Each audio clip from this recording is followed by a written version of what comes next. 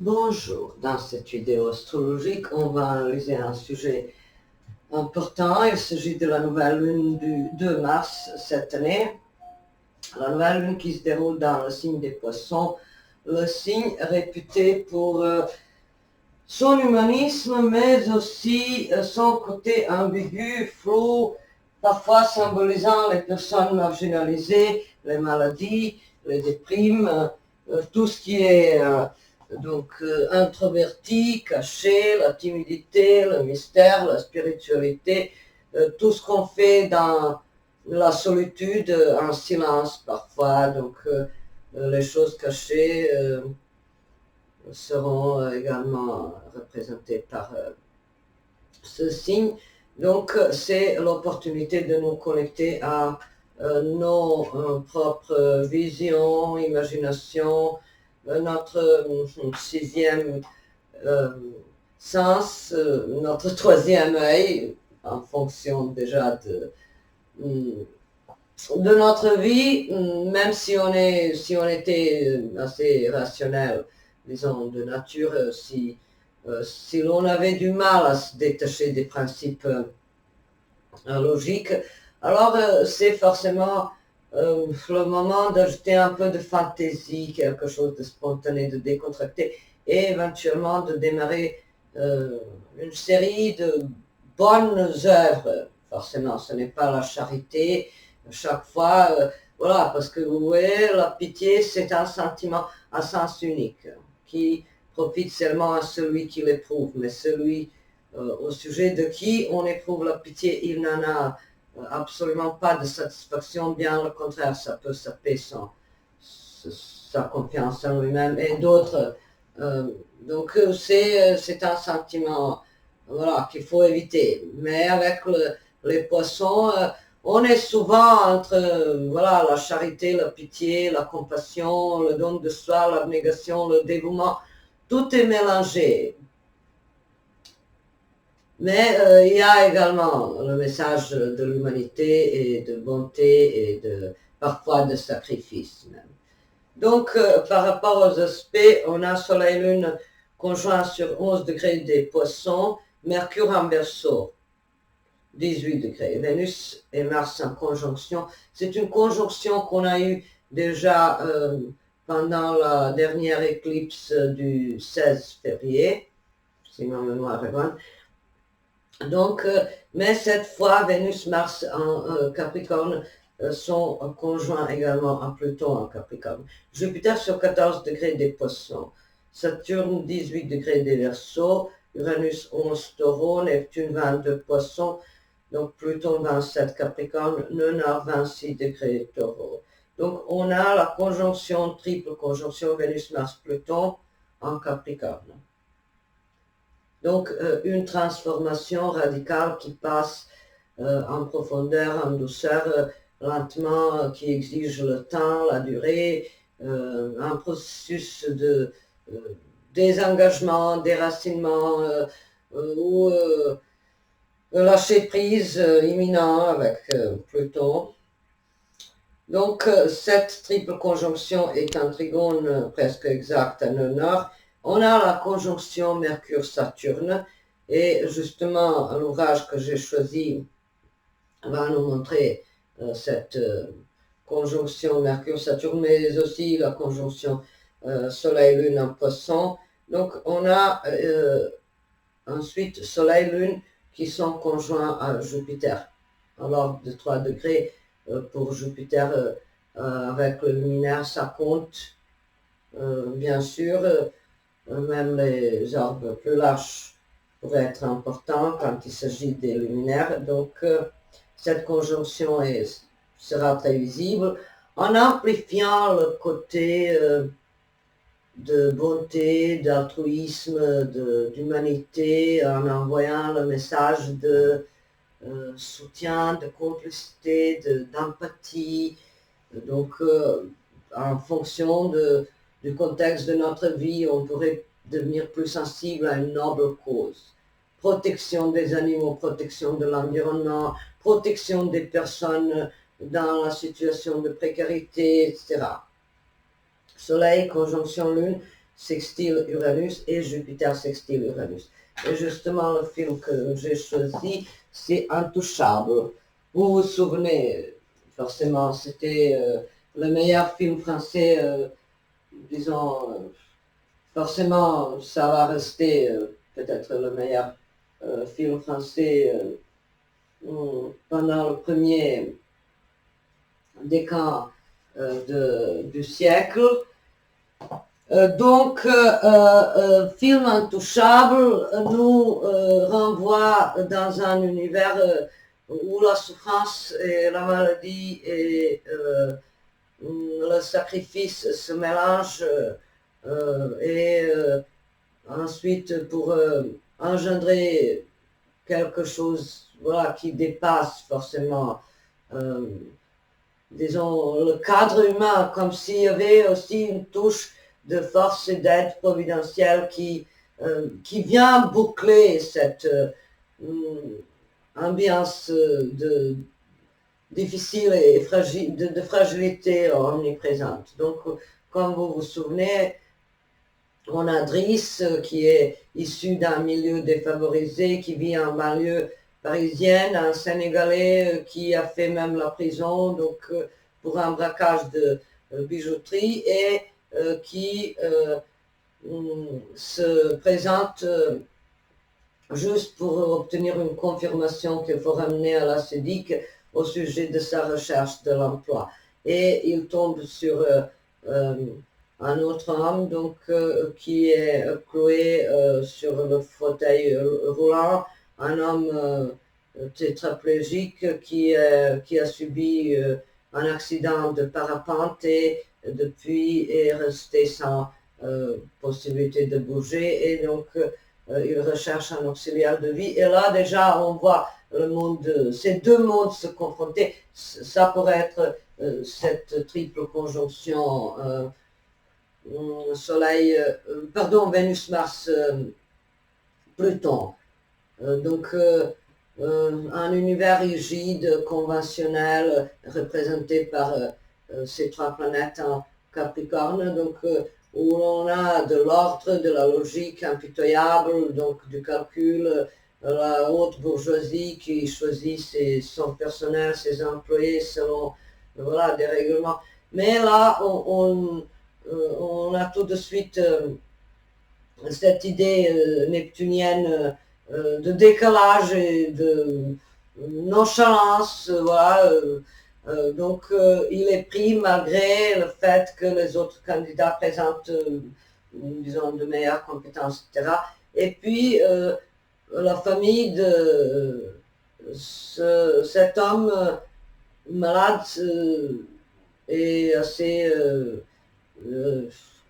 méfiante par rapport à cet homme qui vient d'un milieu voilà, presque criminel, de délinquants et tout. Et il y a une scène où un cousin lui dit ces gens de banlieue, c'est des gens sans aucune pitié. Et il confirme, c'est ce que je veux, sans aucune pitié. Donc, sans pitié, ça, ce serait Vénus, Mars, Pluton en Capricorne. Donc quelque chose d'assez dur.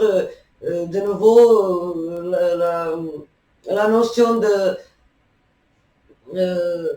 d'une discipline quelconque. Et puis le film évolue où on a Driss qui envoie des messages d'humilité, d'humanité, des messages très profonds que son patron apprécie, bien évidemment, et ensuite plusieurs types d'aventures même, ce serait poisson, donc aller au-delà des limites saturniennes, ici représentées par la maladie de l'un et par la position défavorisée de l'autre. Donc on a quasiment deux souffrances qui étaient obligés par quasiment comme par un règlement cosmique de s'unir, de se rencontrer, donc deux chemins, deux souffrances d'apparence différentes, mais au fond c'est la même chose. L'incompréhension, la difficulté de trouver sa place dans la vie et le regard voilà, de pitié ou des opprobres ou de mépris que, que les autres leur envoient. Ça unit ces deux protagonistes, effectivement. Donc, on a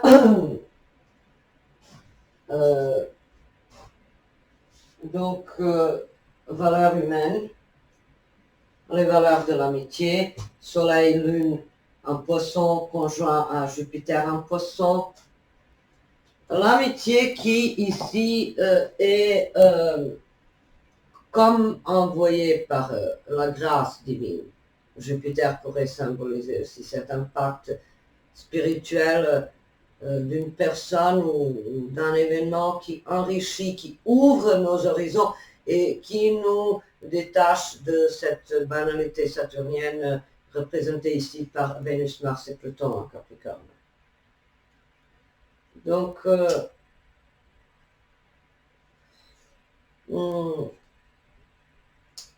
ces deux univers, comme vous pouvez voir dans le film, ont un impact bénéfique. Donc ces deux hommes d'apparence très différents et opposés, c'est l'ambiguïté des poissons. Comme les poissons peuvent représenter les œuvres d'art, la poésie, la musique, la spiritualité, la prière, mais aussi les poissons représentent les personnes toxicomanes,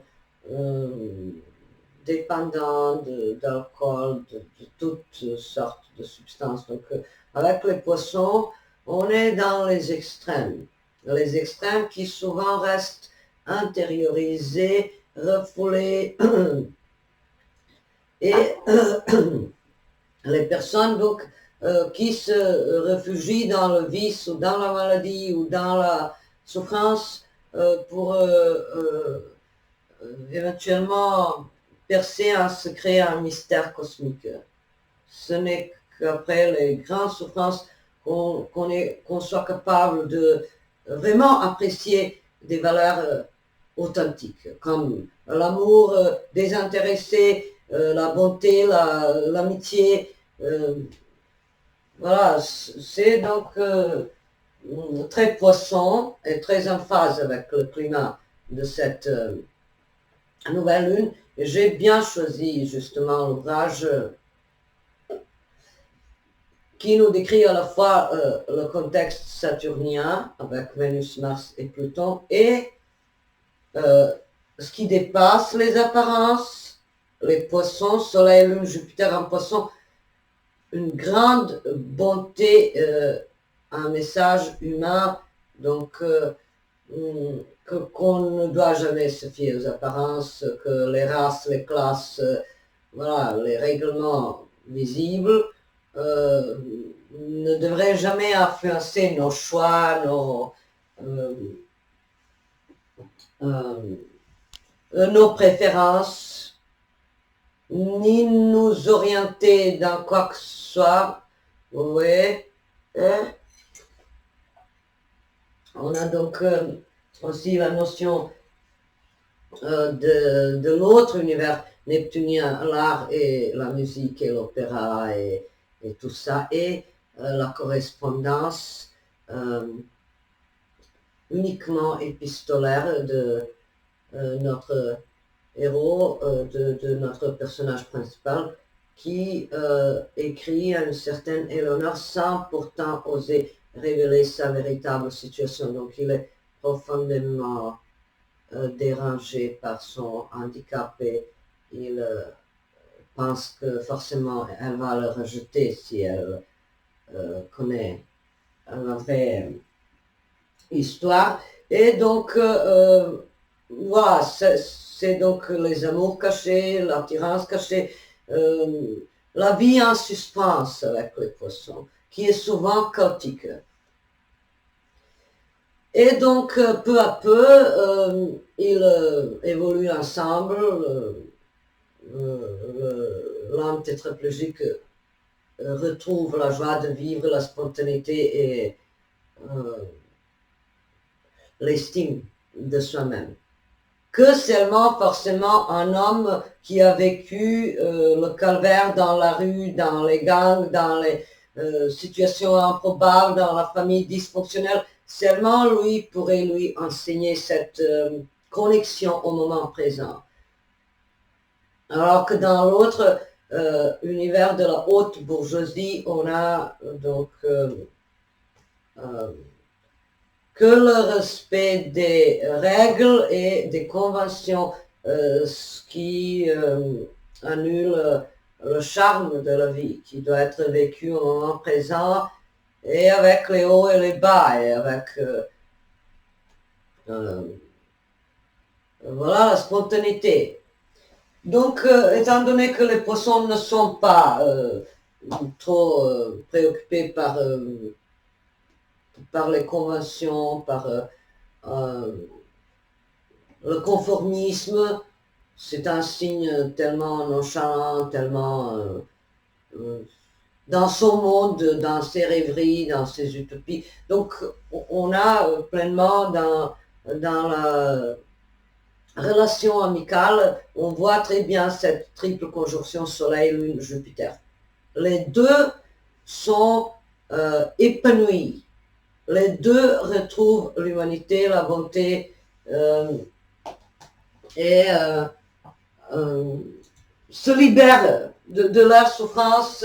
Parce que leur souffrance était en partie due justement à ce contexte saturnien de Vénus, Mars, Pluton en Capricorne. C'était les autres qui ont obscurci leurs univers et leurs horizons et qui ont mis ce regard de mépris et de jugement sur les deux protagonistes. Vous voyez? Alors que normalement, quand ils sont ensemble, ils s'en foutent, tous les deux. Donc, on a beaucoup de scènes d'humour. L'humour ici pourrait être ce Mercure en Verseau et aussi Jupiter conjoint à Soleil. Là où Jupiter est conjoint à quelque chose, ça désencombre l'ambiance, ça dégage le stress, la rigidité, le sérieux, trop d'ambition. Donc quand Jupiter est conjoint au luminaire ou à une autre planète, ça amplifie l'insouciance, la joie de vivre, l'optimisme et la confiance en soi-même. Donc ils évoluent ensemble et c'est une belle histoire qui est basée d'ailleurs sur la vraie histoire.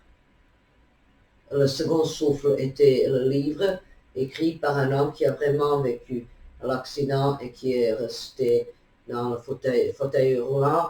Et donc le film a été inspiré à partir d'une véritable histoire. Et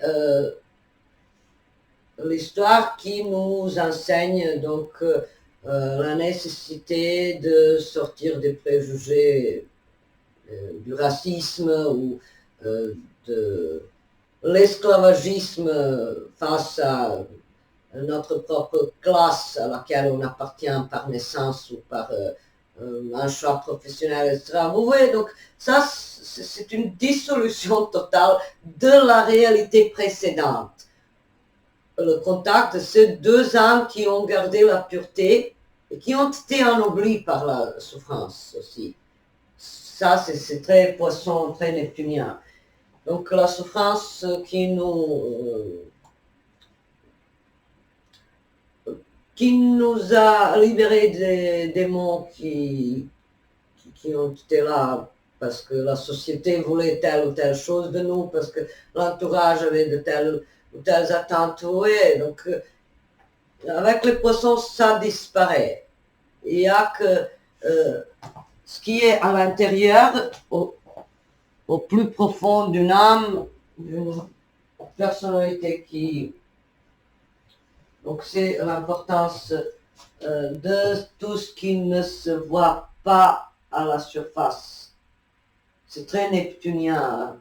Ce qui est invisible pour les yeux, la vue normale. Et Donc, c'est la fin heureuse, bien sûr. Si vous connaissez le film, alors vous savez que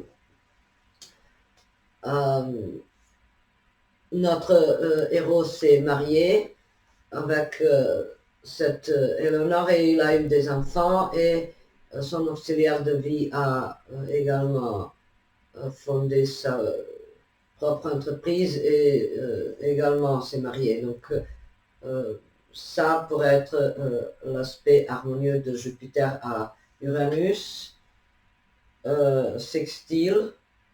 Donc on a Soleil, Lune, Jupiter, sextile, Uranus. Vous voyez la chance et l'épanouissement suite à une tournure inattendue. Donc Uranus, vous voyez la chance presque soudaine, parce que si l'autre avait choisi un auxiliaire de vie en se basant sur l'encadrement, disons, et les normes, et, les préjugés, voilà, il aurait pu rester malheureux toute sa vie. Donc un véritable message que la vie a toujours un sens et que ce sens vient par le biais d'une personne ou d'une nouvelle ouverture, où l'on voit avec les yeux spirituels mieux qu'avec les yeux terrestres. Donc très beau film pour ceux qui ne le connaissent pas, je le recommande vivement. Vous n'allez pas regretter, c'est forcément le film le plus touchant, le plus beau et le plus humain qu'il est sur cette terre. Donc intouchable. Je pense qu'il est sorti en 2011, quelque chose du genre. Donc, et cette conjonction Mercure-Saturne, ça pourrait nous donner l'image de quelqu'un qui est forcé de subir son immobilité et voilà, l'homme donc qui a la mobilité réduite suite à un accident et qui pourtant avec ce Mercure en Verseau garde une ouverture. Et c'est l'autre qui réussit à extrapoler le meilleur de ce qu'il y a dans sa personnalité. Donc vous voyez la souffrance des poissons qui parfois ressentent le poids de toutes les contraintes du monde, de tous les maux, qui sont dotés d'une empathie hors norme au point que parfois ça les empêche de fonctionner normalement. Les poissons absorbent l'énergie de leur entourage à un tel point qu'ils sont parfois bloqués dans leur propre vie. Et pourtant, il y a toujours l'ambiguïté comme dans le Sigle où il y a deux poissons qui nagent dans les directions opposées. Donc, vous voyez, parfois les poissons sont attribués aux vices, aux dépendances, aux excès, aux abus, à la faiblesse, toutes sortes de maux et de défauts, mais il y a également pourquoi ça peut arriver, parce que les poissons sont parfois comme les boucs émissaires hein, aussi. Donc, en fonction de notre vie, je pense qu'on va forcément pardonner à quelqu'un, lui pardonner par exemple sa cruauté ou ouvrir un nouveau chapitre dans notre vie où il y a davantage d'empathie, de sensibilité pour tous ceux qui vivent des périodes difficiles, éprouvantes. Donc, voilà, pour quelqu'un, ça peut être donc l'éveil d'un talent créatif, quelque chose en lien avec la créativité personnelle, qui peut être, vous voyez, un exutoire, parce que dans le film, vous avez Driss qui a découvert un talent pour la peinture abstraite et à la fin, son tableau a été vendu même pour 11 000 euros. Vous voyez, donc l'art, la créativité, ça peut être forcément le meilleur exutoire en ce moment, peut-être meilleur que le sport, que la vie agitée, la frénésie extérieure. C'est le moment de nous plonger dans les profondeurs de notre propre âme et de voir ce qui reste de pur et de noble dans notre personnalité. Pour quelqu'un, ça peut être un petit sacrifice pour un membre de sa famille qui n'a pas mérité forcément une bienveillance, des gestes de beauté, et pourtant, voilà, il ne faut pas trop s'identifier aux méchants et faut pas trop leur accorder déjà l'importance. Quand on leur accorde de l'importance, on leur donne la valeur quelconque. Donc forcément, on pourra apprendre à ignorer la situation et le monde qui nous a tirés vers le plus bas de nous-mêmes et vous voyez, parce qu'il y a beaucoup d'aspects qui vont dans le sens d'une noblesse. Noblesse de sentiments, de comportements, la réalisation d'un idéal où il n'y a que la bonté, la beauté, l'harmonie, vous voyez. Donc c'est ça le message de cette nouvelle lune. Et forcément aussi le retour vers l'étincelle divine. Sans aide divine, rien ne peut se manifester dans cette magnificence et grandeur. Et quand il y a l'impact divin dans tout ça, alors ces ouvrages vont prospérer et il y aura des affaires florissantes, la réussite financière, émotionnelle, etc., etc. Vous voyez, donc il faut donc garder l'étincelle divine qui sommeille en nous. Je vous souhaite une belle et douce nouvelle lune dans le signe des poissons et je vous dis à très bientôt.